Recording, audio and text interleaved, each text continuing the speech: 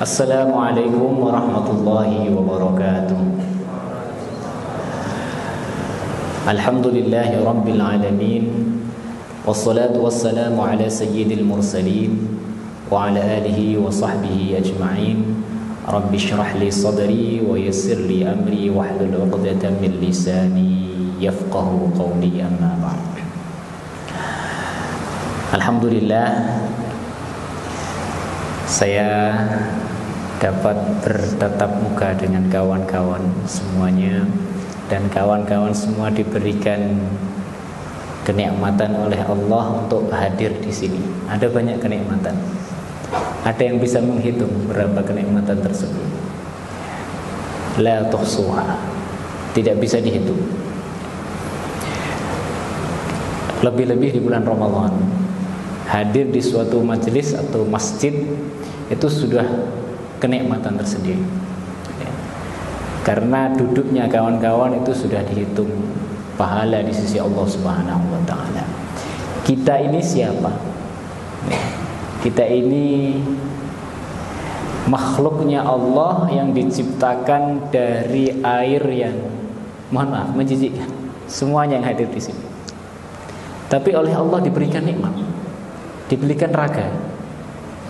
Pernah gak merenungkan ini?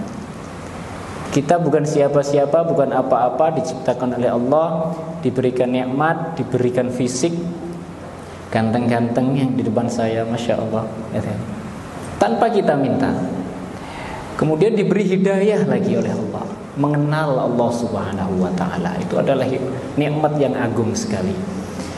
Karena tanpa mengenal Allah, kita tak akan bisa masuk surganya Allah Subhanahu wa ta'ala. Maka patut kita syukuri setidaknya dengan baca hamdalah. Alhamdulillahi rabbil alamin. Salawat dan salam kita sampaikan kepada Nabi besar Muhammad sallallahu alaihi wasallam. Dari sudut manapun kita melihat Rasulullah selalu indah. Bahkan mungkin misalnya hari ini kita melihat dari sudut pandang, apa tadi temanya ya? Cepetan nikah ya. Pernikahan ya. Itu indah. Kalau kita membaca sirah Nabi Muhammad sallallahu alaihi wasallam, fokus di pernikahannya saja, indah sekali pernikahan Rasulullah sallallahu alaihi wasallam. Terlepas dari apapun diskusi di luar sana, kalau orang beriman melihat sesuatu yang dicintai dan melihat gimmick-gimmick di dalamnya, itu semakin indah sekali pernikahannya Rasulullah sallallahu alaihi wasallam. Maka semoga salawat kita selalu tercurah kepada beliau sehingga kita termasuk umatnya Nabi Muhammad sallallahu alaihi wasallam, di mana nanti di akhirat tidak ada yang bisa menolong manusia kecuali satu makhluk, yaitu Rasulullah sallallahu alaihi wasallam. Ketika itu bersujud kepada Allah, bersujud dan terus bersujud sampai Allah bingung ini ya. Bahasa saya tanda petik. Kemudian disampaikan, apa maumu ya Muhammad? Umatku. Maka luar biasa yang diberi umatnya Nabi besar sallallahu alaihi wasallam. Maka tidak ada umat di dunia ini sejak pertama kali dunia diciptakan yang masuk surga paling banyak kecuali umatnya Nabi Muhammad sallallahu alaihi wasallam. Yang penting jadi umatnya Nabi Muhammad, semoga dapat syafaatnya Nabi Muhammad sallallahu alaihi wasallam. Yang penting pastikan bahwa ketika meninggal dunia kita mengucapkan bahwa kita adalah umatnya Nabi Muhammad sallallahu alaihi wasallam. Tema kita ini, terima kasih panitia. Di bulan Ramadan kita membahas pernikahan, dan menarik gitu kan ya, membahas pernikahan. Sebelum ke pernikahan, saya ingin menyampaikan terkait sedikit dengan Ramadan. Karena Ramadan itu madrasah besar. Nanti kita kaitkan ke pernikahan. Madrasah besar. Kita di dunia ini kawan-kawan, semuanya di dunia ini, kita punya tujuan yang sama. Kalaupun tidak, atau mau kita tes ya, apa tujuan kita sebenarnya di dunia ini ya? Tujuan utama gitu, yang sama kita, gak berbeda itu. Ibadah, ada yang beda mungkin ya. Yang sama gitu ya. Apa? Bahagia. bahagia, itu sama semua kan ya? Nggak ada yang pengennya nggak bahagia. Ada yang nggak pengen bahagia. Bahkan yang sekarang nggak bahagia pun pengen bahagia, gitu kan ya. Di dunia dan di akhirat itu kan tujuan terakhir kita ya. Itu tujuan semua manusia, gitu kan. Bahkan yang tidak beragama pun bahagia. Kan nyari bahagianya macam-macam, gitu kan ya. Nah, kebahagiaan yang hakiki itu yang kita inginkan ya. Dan yang biasanya kalau kita di dunia pasti ingin bahagia, di akhirat pasti bahagia pengennya ya. Nah, kalau di akhirat pasti pengen di surga. Ya, itu bahagianya di surga. Jadi semua tujuan itu yang kita inginkan, tapi ada saja yang ingin membelokkan tujuan kita, yang ingin membelokkan kita. Ya. Ini perlu dicatat ini. Ada dua hal ini yang membelokkan ini. Ada yang tahu? Dua hal ini.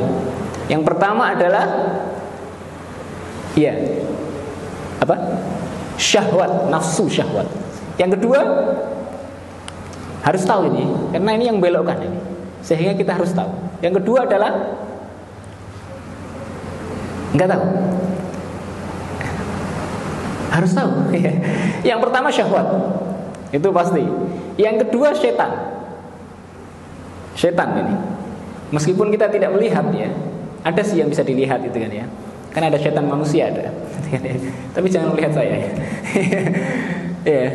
Ada setan yang bisa dilihat, tapi setan yang dari bangsa jin ini yang selalu dalam Al-Qur'an bersumpah wallahi demi Allah la ughwiyannahum ajma'in.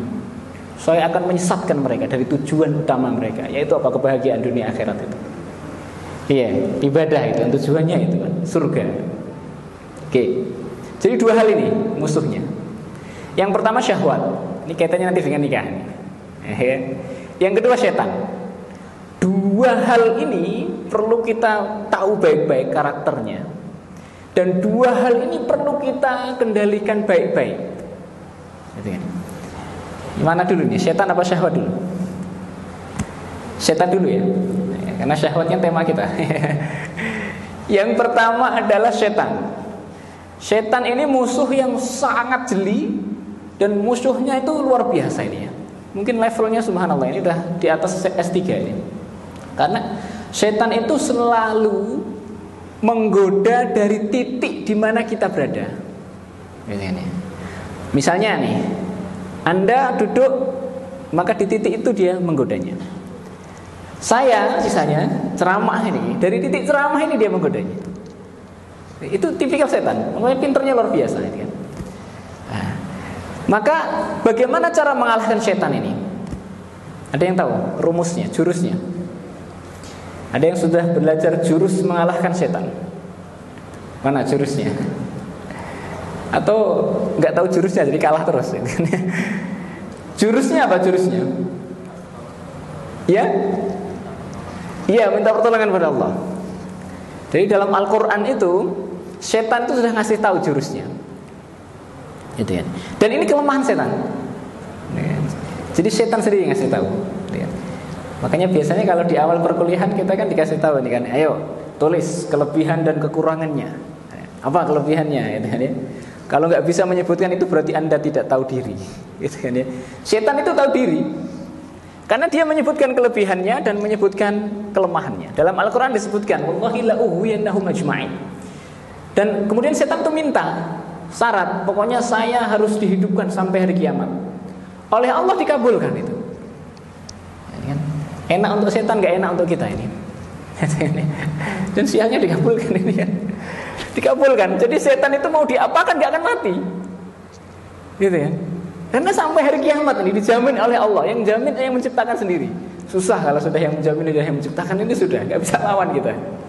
Cuma setan mengatakan la ughwiyannahum ajma'in illa ibadaka minhumul mukhlasin. Ternyata ada satu titik kelemahan setan ini yang pasti lemah dia, yaitu ketika mukhlis. Mukhlis itu apa? Ada yang namanya mukhlis di sini? Mas mukhlis mana? Apa mukhlis? Ikhlas. Intinya kalau semua itu Allah, karena Allah, kalah setan itu. Makanya dalam setiap kesempatan kita dianjurkan untuk mengucapkan Bismillahirrahmanirrahim. Itu sunnah. Tujuan utamanya itu sebenarnya itu. Anda mau makan nih, Bismillahirrahmanirrahim. Jadi seolah-olah kita mengatakan ini makan ini hanya untukmu ya Allah, bukan untuk yang lain. Anda duduk itu juga semestinya seperti itu. Duduk itu Bismillahirrahmanirrahim. Ya, karena Allah aja. Karena kalau tidak karena Allah, itu pasti bercokol ya. Meskipun setannya sekarang lagi dibelenggu ya. Ya. Apapun itu, mau duduk di kelas, mau duduk di ceramah Anda, termasuk penceramah itu setannya banyak, hati-hati itu. Ini ustadz ini ya. Ceramah itu juga sama. Anda duduk, kalau sekali saja Anda tidak mengatakan Bismillah ini karena Allah, banyak itu. Gitu ya. Ada ustadz ceramah, masya Allah, gitu ya. Tuh khotib gitu kan ya. Ceramahnya luar biasa, berapi-api gitu ya. Ketika berapi-api sampai masya Allah, jamaahnya sampai ada yang meneteskan air mata. Saking hebatnya ini. Gitu ya. Saya menjumpai beberapa penceramah itu tipenya seperti itu. Ada. Kalau di luar negeri itu saya menjumpai ada Syekh Mutawalli Sya'rawi itu. Tipikalnya seperti itu ya. Jadi murid-murid beliau itu kalau ceramah gitu kan, duduk itu kan. Kalau beliau bicara tentang surga, nangis gitu. Kalau beliau bicara tentang jihad, wah nyari pedang, mana pedang ini? Itu saking dahsyatnya ceramah itu. Nah, ya. Kemudian setelah turun habis khutbah itu kan ya, kan jadi imam ini ya. Allahu Akbar. Baca bismillah terus Fatihah lupa. Diulangi lagi Fatihah lupa, masya Allah itu kan ya.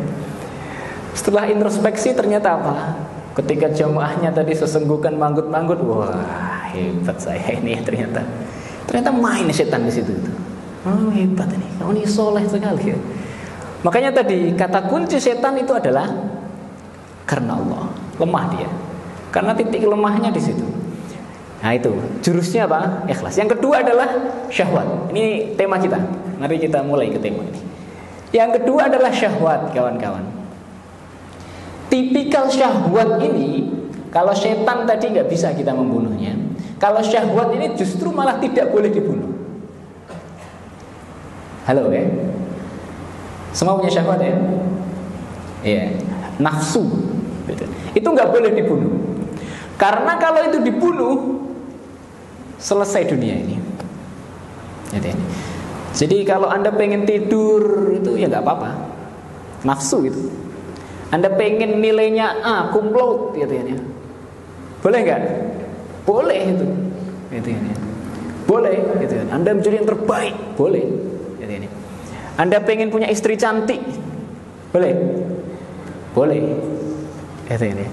Anda pengen jadi orang kaya raya, boleh. Gitu ya. Nafsu itu.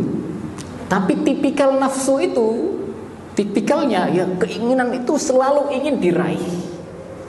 Sehingga cenderung ketika itu terus-terus, nafsu itu tidak ada hentinya. Jadi nafsu itu nggak ada titik ujungnya, itu nggak ada nafsu itu. Gini aja contoh, apalagi Ramadan ini kan tidur, nafsu itu. Nah, yang sehari tidur 12 jam siapa? Besok pengennya 13 jam kan? Iya, habis subuh itu tantangan berat itu kan, tiduran gitu kan ya. Nah, ketika tidur itu pasti nafsunya itu sebentar lagi lah gitu ya. Iya tidak? Bahkan ketika azan subuh, selesai azan subuh ya, habis sahur itu kan pengennya rebahan gitu kan ya. Sudah azan itu loh, Allahu Akbar, Allahu Akbar. Itu nafsunya itu masih bilang belum selesai azannya. Itu nafsu tipikalnya. Gitu ini. Azan selesai masih lagi gitu ini. Itu nafsu pengen tiduran. Yang kedua nafsu syahwat. Kalau dalam bahasa Arab itu jins. Kalau Indonesianya seksual. Itu juga sama. Jadi tipikalnya itu seperti itu. Kalau kan 5 menit lagi ya, udahlah 10 menit lah. 10 menit, nambah lagi lah 30 menit itu. Tahu-tahu nanti jamaahnya selesai. Tipikal nafsu seperti itu. Nafsu seksual juga seperti itu. Enggak, kita cuma chattingan saja.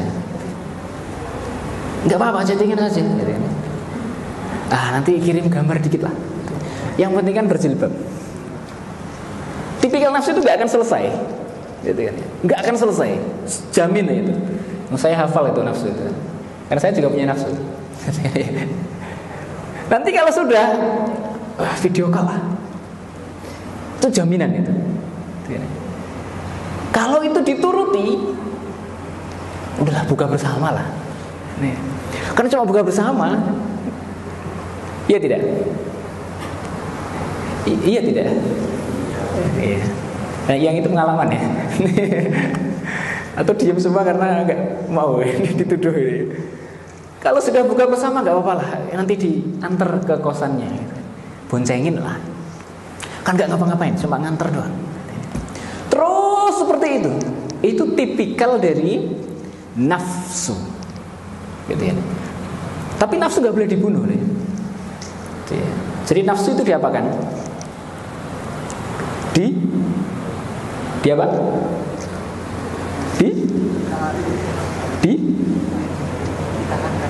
Ditangani.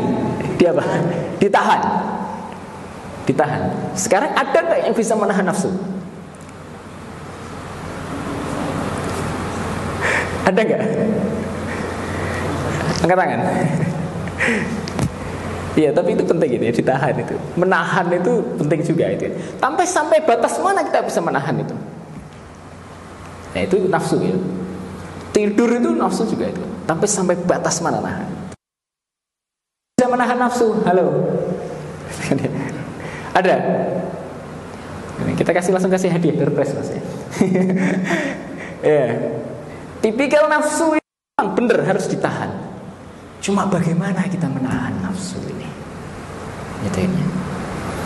Nafsu ini gak bisa terus-terusan ditahan itu kan. Nah, betul itu ditahan itu betul gitu kan. Tapi agak susah kalau kita mengaplikasikannya. Gitu ya. Misalnya tidur, Anda bisa menahan sampai kapan? Nah, kalau saya lebih cocok menggunakan bahasa dikendalikan. Gitu. Nafsu ya kendalikan dulu. Gitu kan. Dikendalikan. Jadi kalau tidur, Anda cukup mengendalikan. Gitu kan ya. Anda punya keinginan tidur kan? Sekarang aja mungkin ada yang mau tidur ini. Nah, sekarang dikasih tahu. Cara mengendalikannya dikasih tahu. Nafsu silahkan tidur, tapi jangan sekarang. Gitu ya. Oke. Melihat lawan jenis boleh. Nafsu boleh. Saya akan kasih kau mau melihat lawan jenis. Tapi jangan sekarang ya. Begitu ya. Jangan sekarang. Nafsu Anda pengen sekali, Anda pengen ngobrol kan dengan lawan jenis Anda. Tapi jangan sekarang. Kapan?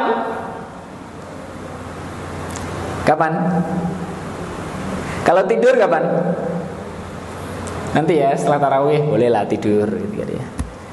Tapi kalau urusan nafsu yang kedua ini nanti setelah menikah. Tapi susah kawan-kawan. Makanya cepet-cepet nikah. Nah, susahnya mengendalikan nafsu itu, makanya banyak orang terjebak oleh nafsu.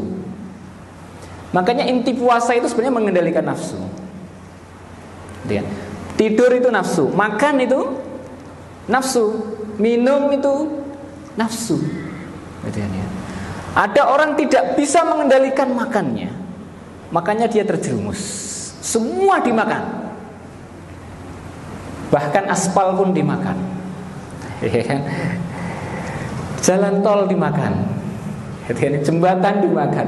Itu kan makannya. Ada kan? Pajak dimakan, itu semua dimakan. Itu kan nafsu makannya itu sangat greedy.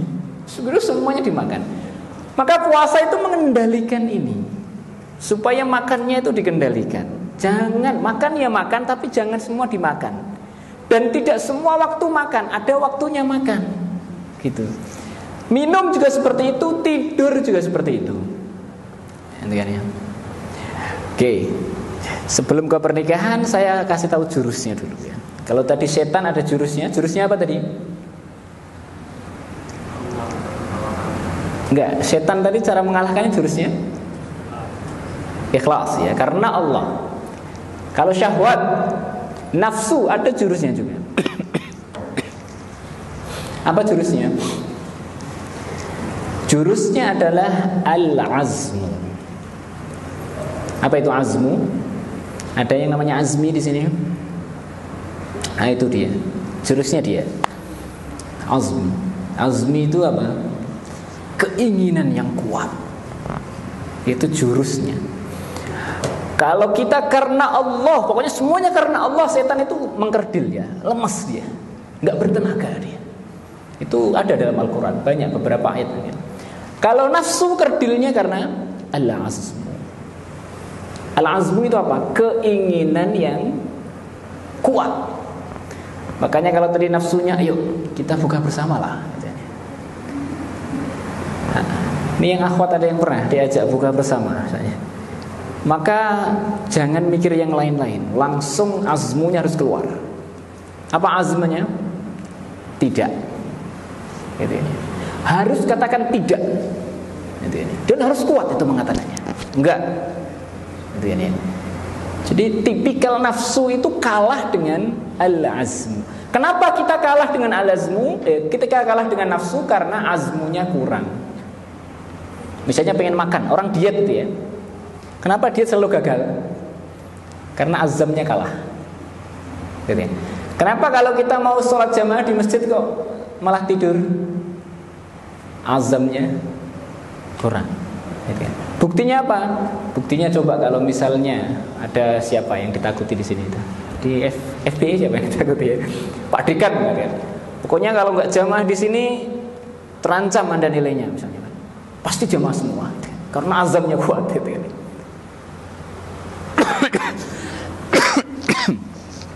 Makanya mengendalikan tadi nafsu apapun termasuk nafsu syahwat adalah dengan al-azm.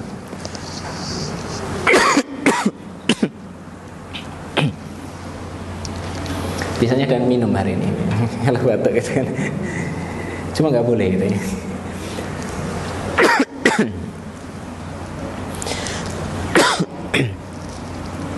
Jadi jurusnya al-azmu kawan-kawan. Izinkan saya tidak mengangkat suara ya.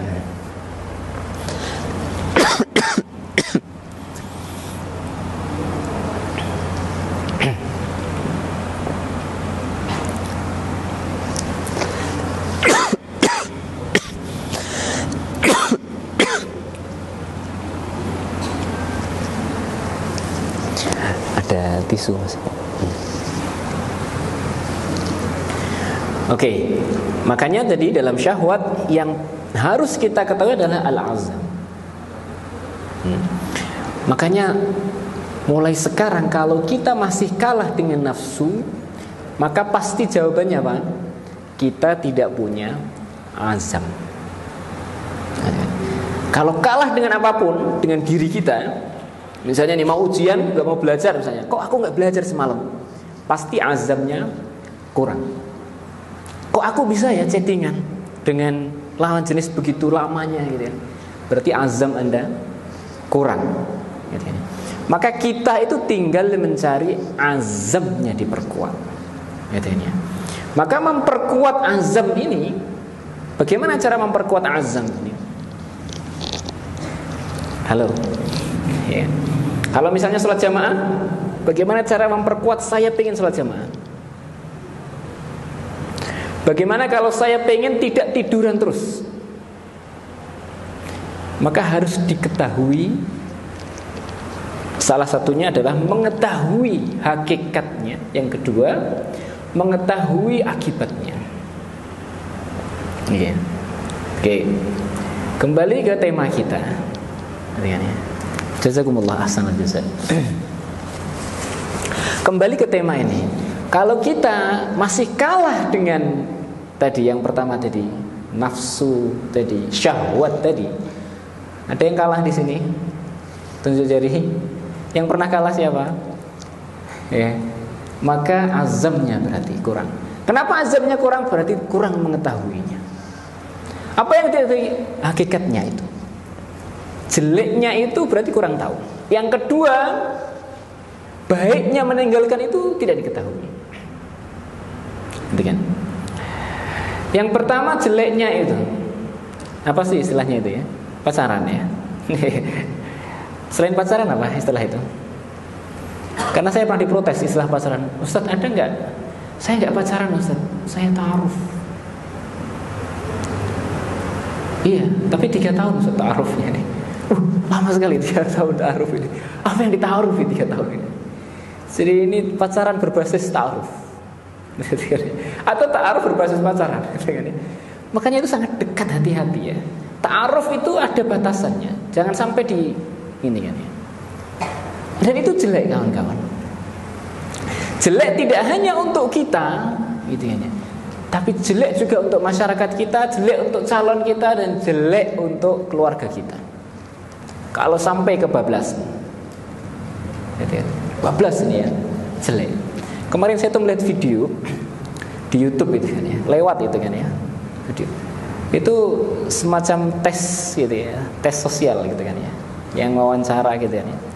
Di barat itu kan ya, orang terbiasa pacaran gitu kan, sampai pada batas-batas malah tidak ada batas gitu kan ya, sehingga biasa gitu kan ya. Sehingga ketika ditanya juga ketawa-ketawa saja. Kamu gitu ya? Iya ini. Gitu kan. Bahkan yang lebih uniknya lagi, sampai pada tahap pasangan gitu kan. Sudah menikah gitu kan ya, tapi pasangannya seperti itu biasa.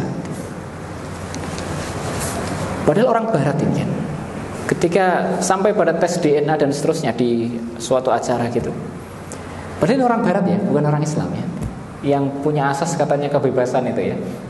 Ketika melihat pasangannya seperti itu, dia langsung berdiri dan membanting mejanya.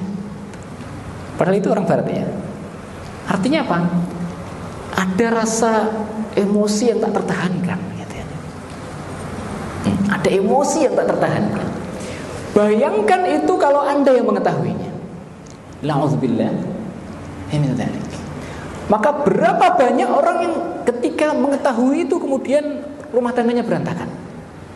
Berapa banyak orang ketika mengetahui itu kemudian wah, runtuh dunia. Yang tadinya tidak difikirkan tapi ternyata terjadi. Masya Allah. Wala'iyadzubillah. Makanya jangan dianggap itu hal sepele.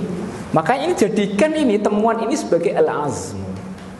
Oh ternyata ini jelek ya, maka saya harus menahan diri untuk tidak. Itu jelek ya, tidak hanya untuk saya, ternyata untuk semua yang berkaitan dengan kita itu jadi jelek. Kawan kita kalau tahu itu jadi kawan kita ikut emosi. Itu ya. Bagaimana kalau anak-anak kita yang tahu, masya Allah, akan emosi. Itu ya. Makanya perlu azam yang kuat untuk mengendalikan syahwat ini. Kalau tidak bisa bagaimana Ustaz? Nah, masuk ke tema. Kalau tidak bisa maka jalan keluarnya adalah dengan menikah. Menikah. Maka temanya cepetan, apa temanya tadi? Buruan, ya. Kemudian diambil orang. Karena memang iya, itu cara yang paling bagus gitu ya. Sama seperti ketika Anda nafsunya pengen tidur, penyelesaiannya apa? Penyelesaiannya apa? Anda tidur. Selesai kan? Setelah Anda tidur bagaimana rasanya? Sudah, Anda fresh lagi, selesai. Begitu juga syahwat. Maka cara penyelesaiannya adalah dengan menikah. Dan menikah itu kata Rasulullah, an-nikahu sunnati. Nikah itu sunnahku kata Rasulullah. Faman raghiba an sunnati falaysa minni. Yang enggak mau menikah, yang benci menikah, yang tidak suka kata-kata menikah atau ingin menikah, maka kata Rasulullah itu bukan bagian dari umatku. Maka hati-hati. Nah, kalau sekarang nggak menikah ya bukan berarti karena nggak pengen menikah, gitu kan ya. Tapi ya sedang menyusun rencana untuk menikah. Tapi jangan lama-lama, nyusunnya 10 tahun nggak nikah-nikah ini ya. Maka perlu penyusunannya. Bagaimana cara menyusunnya? Ya kan? Maka perlu mempersiapkan. Apa yang disiapkan? Mempersiapkan diri kita. Hal yang paling banyak misalnya. Ada yang disiapkan itu kan misalnya menyiapkan diri, menyiapkan ekonomi, gitu kan ya. Menyiapkan itu tadi masa depannya, pendidikan dan seterusnya. Iya, gitu kan. Tapi yang paling penting di antara semuanya adalah mempersiapkan diri kita untuk menikah. Kesiapan diri kita. Karena apa kawan-kawan? Menikah ini adalah ibadah yang paling lama. Kalau di FBE tarawihnya berapa rakaat? 11 rakaat. Berapa menit itu? Alhamdulillah ya. Ada yang 11 itu cuma 5 menit itu. Di sini setengah jam gitu kan. Setengah jam, alhamdulillah. Setengah jam, lama atau sebentar? Sebentar, alhamdulillah. Yang paling ujung sebentar ya. Berarti perlu ditambahin ya, 1 jam gitu kan ya.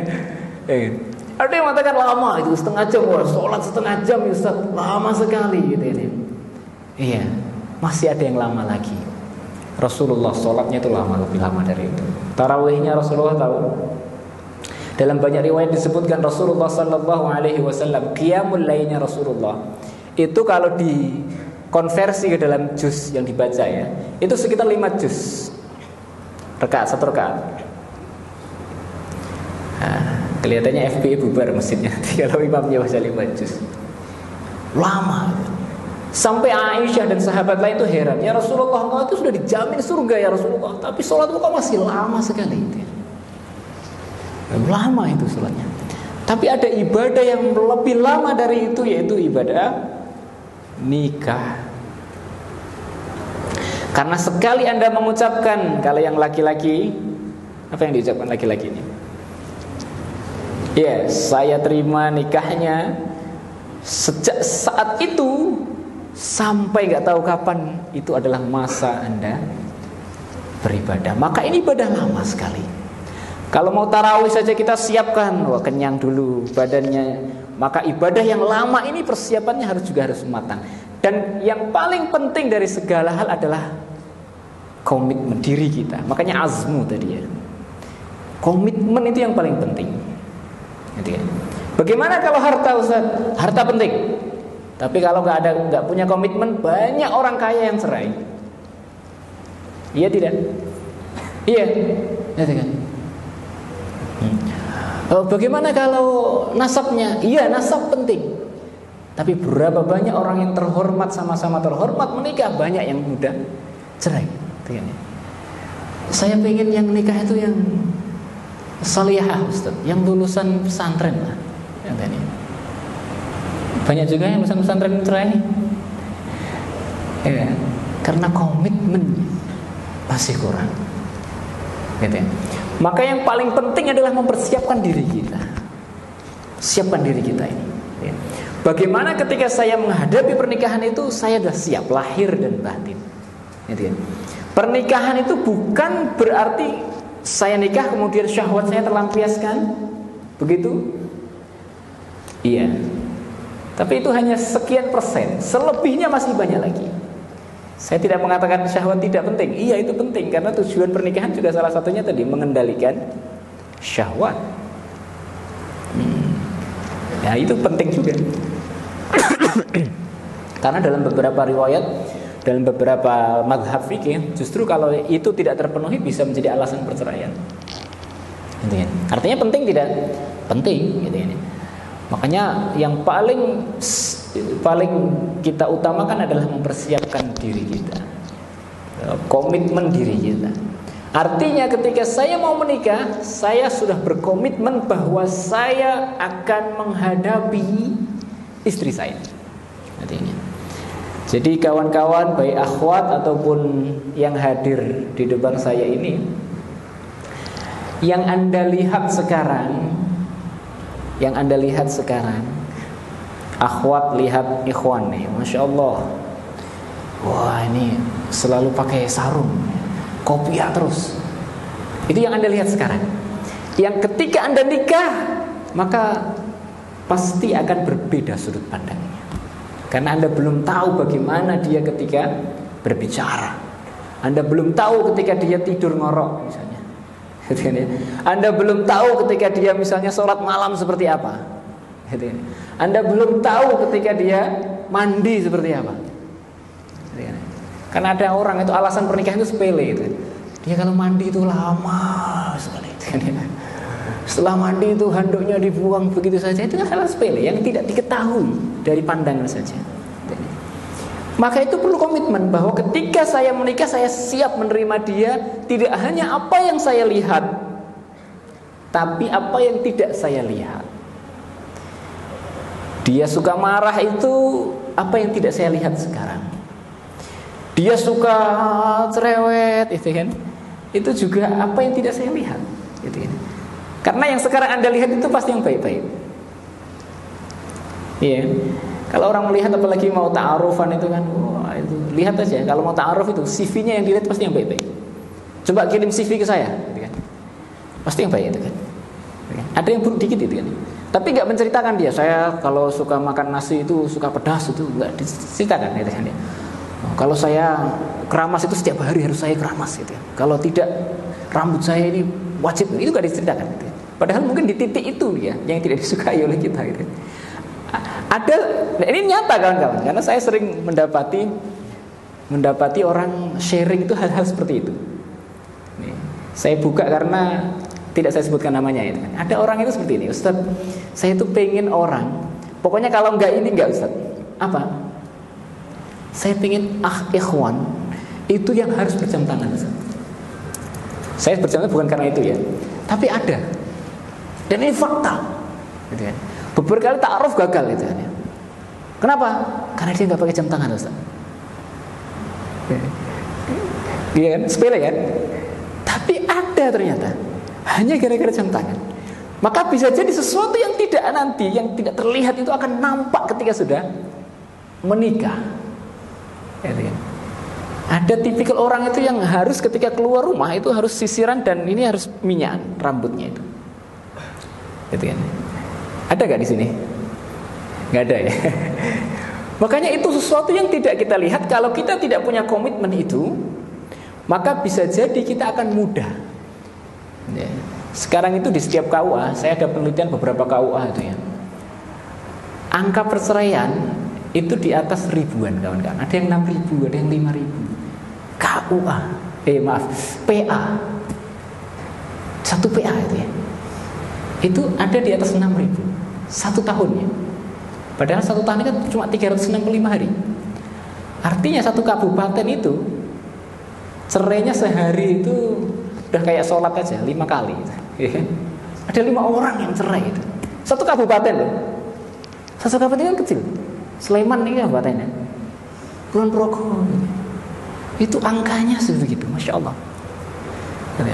Dan kadang kalau dilihat hal-hal yang paling banyak itu, ya hal-hal itu ujung-ujungnya adalah ekonomi. Sebenarnya adalah karena tadi tidak bisa menerima sesuatu yang tidak kita pikirkan sebelumnya. Maka itu perlu komitmen. Mari kita lihat Rasulullah menanggapi ini. Lihat, apakah Rasulullah itu juga kemudian bagaimana cara menanggapi Rasulullah ini? Lihat, istrinya Rasulullah itu manusia bukan? Manusia. Ada kekurangan, kelebihannya banyak itu ya. Kalau boleh apa ya? Sisi manusianya kalau tidak boleh dikatakan kekurangan ya. Ada sisi manusianya. Gitu. Marah itu sisi manusia kan? Sisi manusia itu. Sisi manusia itu. Misalnya Aisyah misalnya, suatu ketika Aisyah ini didatangi oleh salah satu istrinya Rasulullah yang lain. Gitu kan? Saya lupa itu Ramadan apa di luar Ramadan itu ya.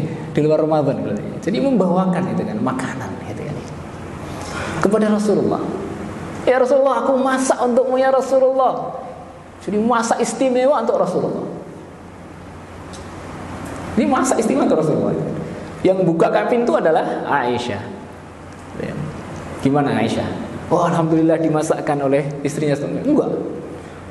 Dipukulnya dan sampai makanannya tumpah semuanya. Sisi manusia itu. Kok Aisyah gitu? Iya manusiawi ya. Anda juga seperti itu. Jadi jangan pernah lari dari kemanusiaan kita. Aisyah itu cemburu gitu. Cemburu gitu. Karena saking cemburunya itu sampai tumpah gitu. Kemudian Rasulullah mengatakan Aisyah gitu kan ya. Jadi Aisyah jadi dihukum juga. Hukumannya apa? Ini menjadi kaidah fikih akhirnya ya. Untung Aisyah itu menumpahkan itu kan. Dan menjadi kaidah fikih gitu ya. Jadi kaidah fikihnya itu segala sesuatu diganti dengan apa yang dihilangkannya. Gitu kan. Masuk dalam bab iwad gitu ya. Iwad ya. Pokoknya kalau Anda menghilangkan gelas maka Anda harus mengganti gelas. Gitu ya. Karena hadisnya Aisyah. Jadi cemburunya Aisyah itu ada hikmahnya untuk kita. Akhirnya tidak kemudian memarahi Aisyah juga, tapi dia tahu bahwa itu cemburu istrinya. Sama seperti ketika Aisyah bertanya tentang siapa yang paling dicintai gitu kan. Rasulullah tahu itu sisi manusiawi gitu. Itu sisi manusiawi gitu. Begitu juga apakah Rasulullah tidak cemburu?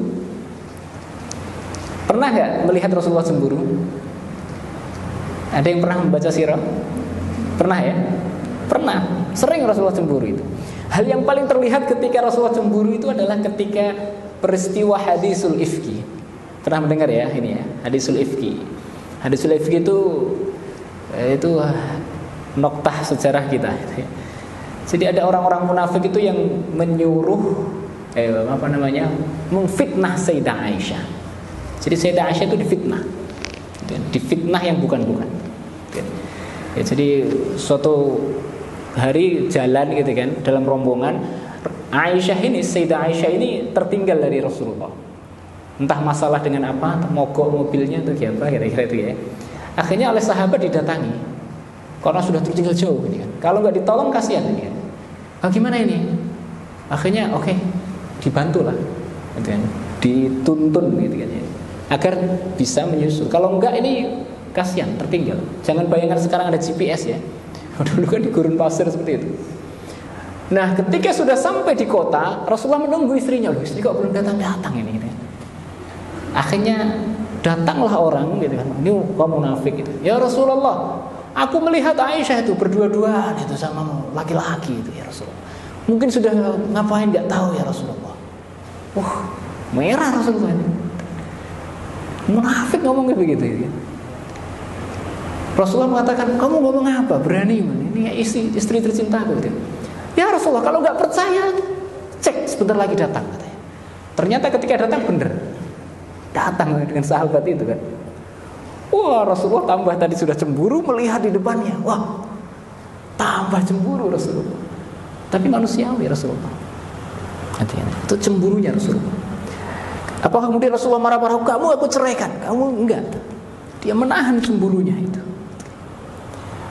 Kemudian akhirnya Aisyah datang meminta, ya Rasulullah, apakah kamu mengira kita sudah berinteraksi lama ya Rasulullah, apakah kamu mengira saya wanita seperti itu?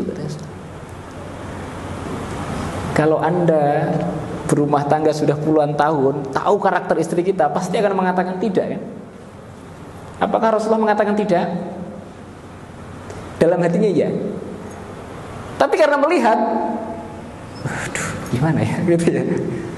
Akhirnya Rasulullah mengatakan gini, ya sudah, tunggu Aisyah, biarkan Allah yang membebaskan katanya. Ini jalan keluar terbaik ya itu. Jadi nanti kalau gak ada jawaban, ya udahlah, biarlah Allah yang menyelesaikan masalah kita. Tapi kalau Rasulullah, ya Allah yang menyelesaikan. Kalau Anda enggak, gitu kan ya.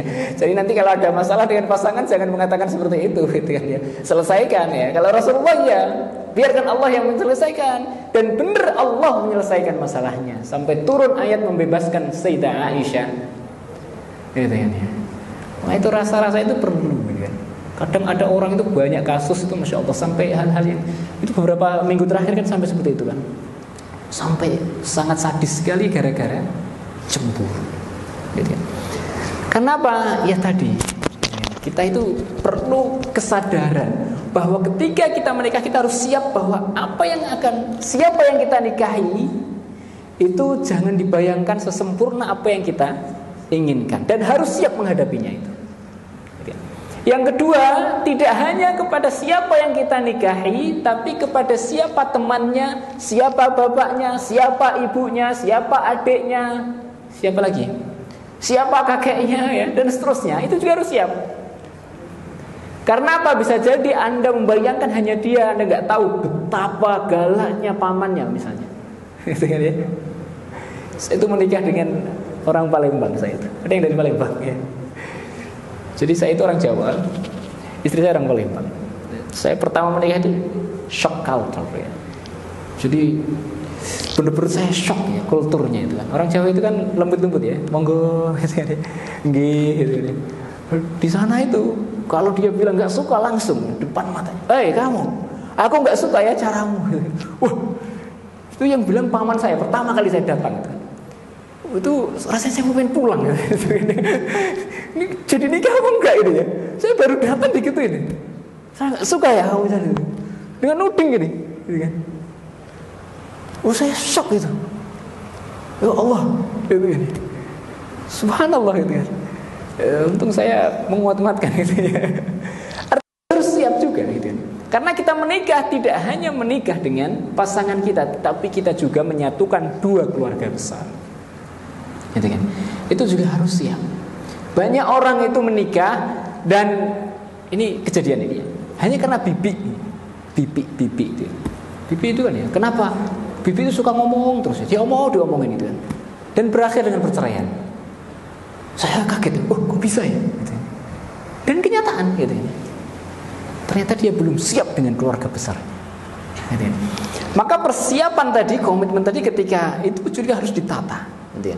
Maka kalau ta'aruf itu juga harus tahu seperti itu. Ini kan harus segera ini kan ya. Maka ta'aruf itu juga harus itu. Anda harus tahu tidak hanya si dia, tapi dengan keluarganya. Suku apa dia? Gitu. Suku ini orangnya lembut-lembut, jadi Anda siap dengan itu. Gitu. Dan siap dengan semua konsekuensi keluarganya itu. Gitu. Yang ketiga adalah ini yang paling penting juga, komitmen di dalam hal ekonomi. Ini penting ya. Nah, ini. Karena curhatan kadang orang kenapa nggak menikah? Ustaz, saya belum ini Ustaz nih. Pekerjaannya masih serabutan gitu kan.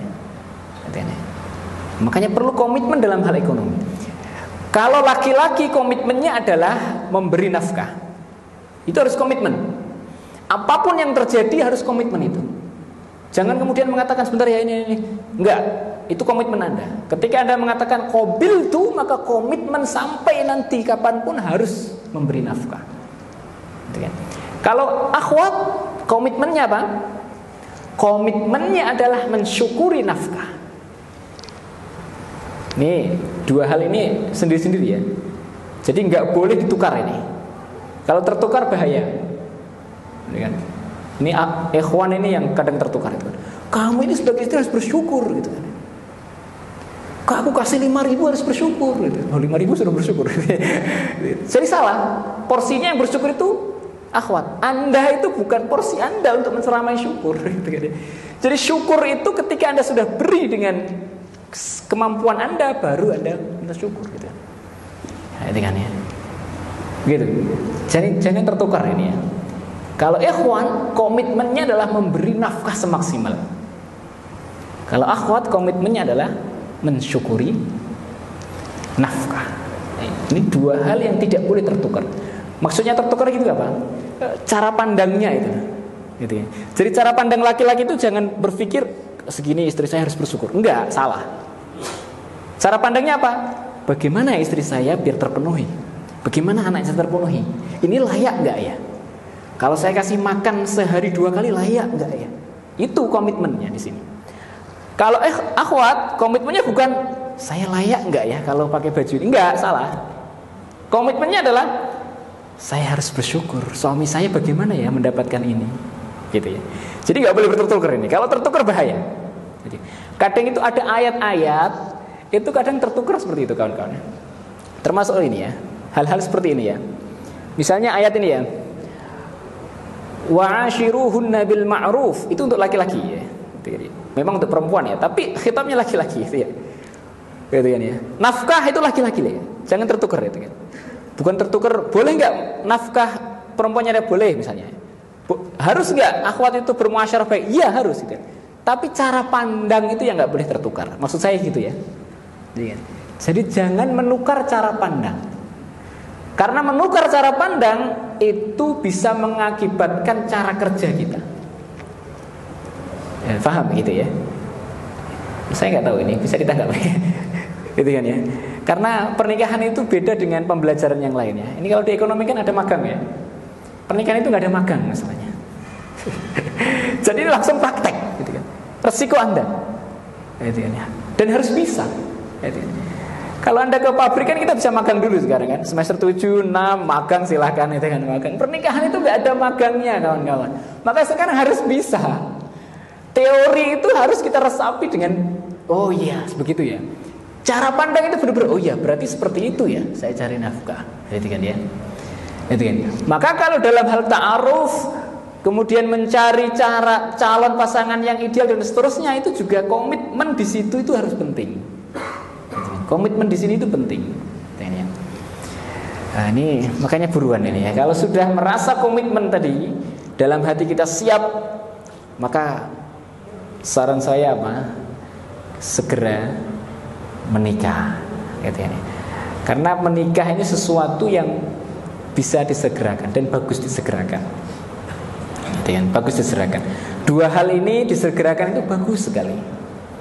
Yang pertama apa? Jenazah ketika sudah siap. Yang kedua, jenazah tahu ya? Jenazah itu loh ya, orang yang meninggal itu kalau udah siap itu disegerakan, nggak usah lama-lama. Jadi sunnahnya itu disegerakan, cepet-cepet gitu ya.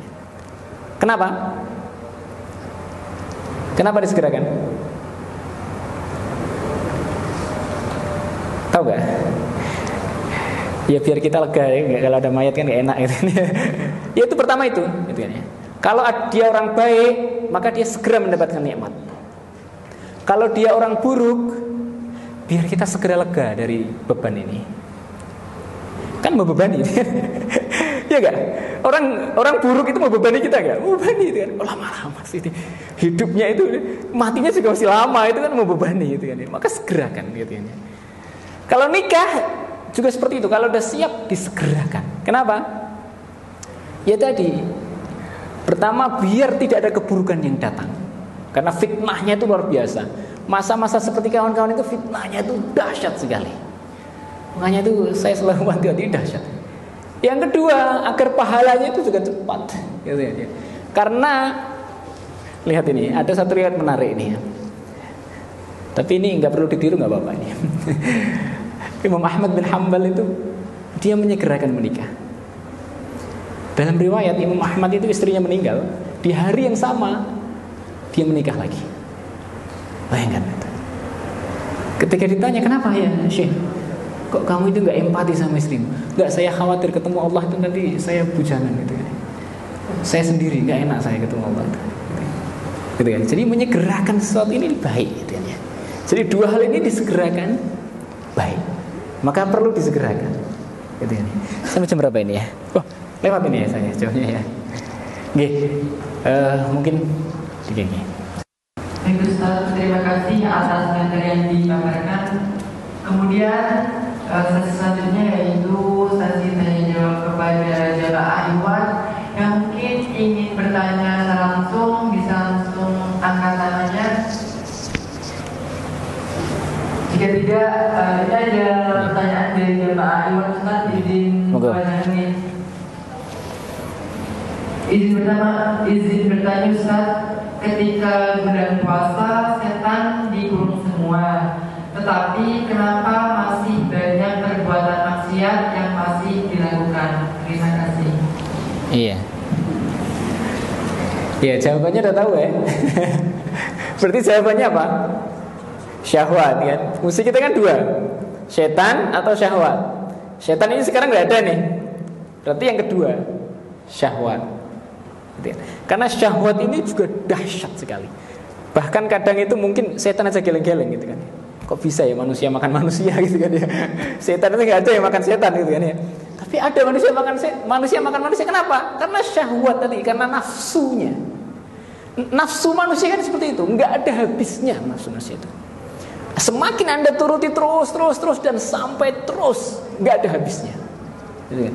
Itu tipikal nafsu seperti itu gitu kan. Dan nafsu ini gak bisa hilang dari kita. Dan gak boleh hilang. Tapi cukup dikendalikan tadi. Maka kalau di bulan puasa ini masih ada kejahatan dari kita, ya berarti nafsu. Sumbernya itu nafsu kita. Karena nafsu kita itu kebanyakan la'ammaratum bisu. Nafsu ammarah itu mengajak kepada yang jelek-jelek gitu kan, yang jelek terus. Nafsu itu kalau dituruti terus itu ujungnya jelek. Tapi nafsu itu harus proporsional.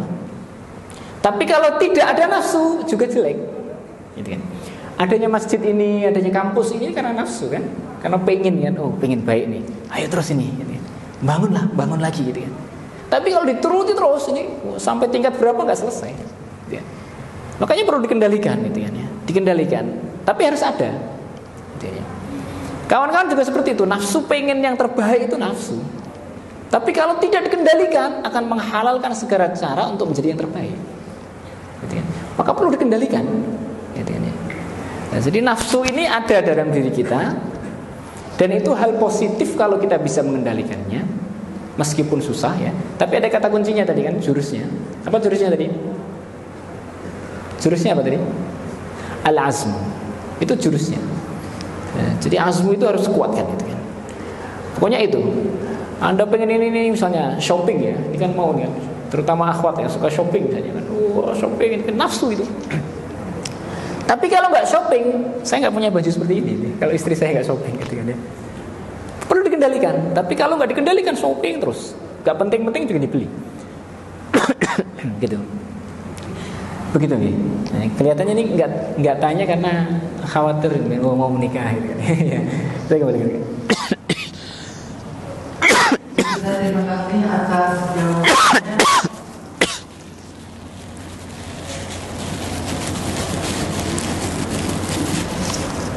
Mungkin bisa langsung ditutup, Ustaz. Oh sudah, satu aja ya.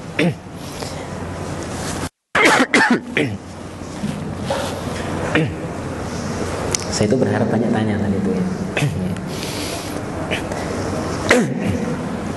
Baik, closingnya adalah seperti ini.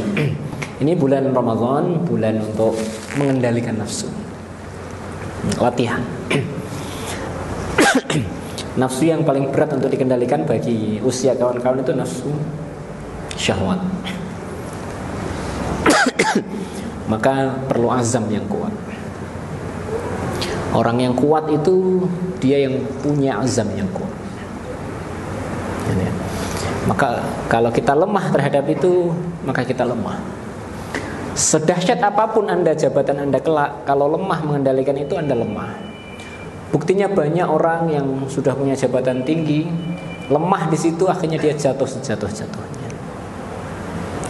Apalagi ini calon-calon sarjana ekonomi. Bayangan saya itu kok Kementerian Keuangan gitu terus di sini. Jadi pesan saya ini calon-calon yang ada di DJP itu kan ya, di mana-mana ya, Dirjen Pajak dan seterusnya ini kan ya, calon-calonnya ini ya.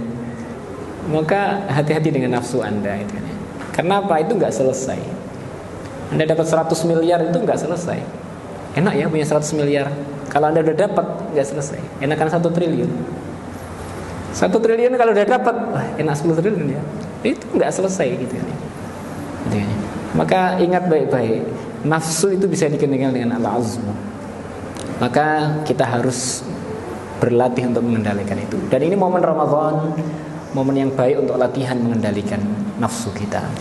Yang kedua, pernikahan itu adalah ibadah sepanjang hayat gitu kan ya. Kalau sudah siap jangan pernah ditunda-tunda. Karena ini termasuk hal yang perlu disegerakan sesegera mungkin jika siap. Catatannya jika siap, lahir dan batin. Kalau nggak siap lahir batin, makruh. Kalau nggak siap sama sekali malah bisa haram. Kawan-kawan itu. Di mazhab Malik itu hukum nikah ada 5. Kalau mazhab Syafi'i cuma ada 1 ya, sunnah. Mazhab Maliki 5. Mulai dari makruh sampai haram ada. Kalau Anda niatnya nikah untuk main-main itu haram nikahnya. Haram. Tapi kalau Anda memang ini untuk menjaga harga diri kawan-kawan, Anda sudah siap, maka hukumnya wajib. Malah di mazhab Maliki ya, hukumnya wajib. Semoga ada manfaatnya dan semoga kita bisa mendapatkan manfaat dari Ramadan ini, madrasah Ramadan ini, punya bekal untuk mengendalikan nafsu kita bersama. Amin ya rabbal alamin. Akhirul kalam. Assalamualaikum warahmatullahi wabarakatuh.